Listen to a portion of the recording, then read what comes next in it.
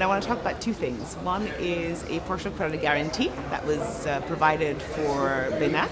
BINA is going to issue bonds on the international market. It's going to raise foreign currency. And the partial credit guarantee is a way in which we help BINA to do so. And it's to support SDG bonds. In fact, Benin was one of the first countries to put in place a framework for SDG bonds.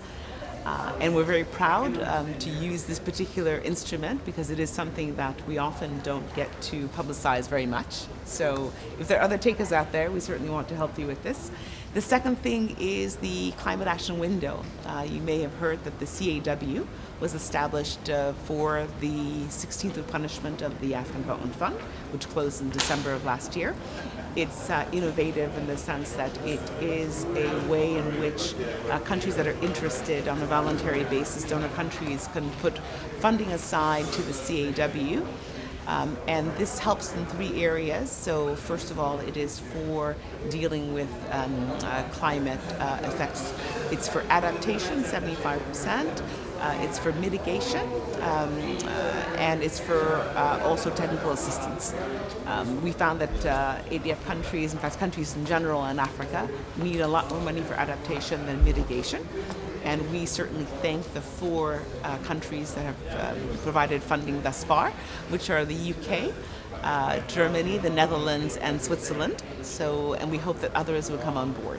So, look, we think that every opportunity is an opportunity to showcase the work that we're doing and the gaps that still exist.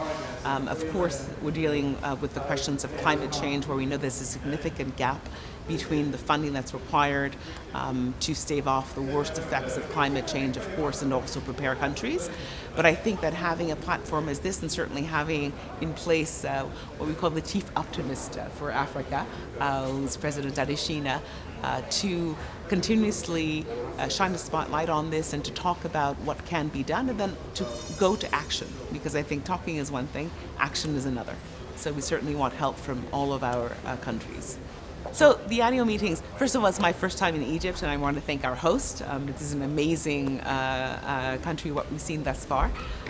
I think that the annual meetings, of course, with the focus on mobilizing private financing for climate change and green growth, is a topic which is front and center of the debate now, G7, G20, when we're going into the meeting in France that Macron is going to be hosting on the global financial aid architecture. I think it's one piece of the puzzle that we have to deal with. It's always particularly important to shine the spotlight on the issues that are key to African countries, particularly in climate change, where you know that African countries have not contributed to climate change and are unfortunately facing the worst effects and having the least financing.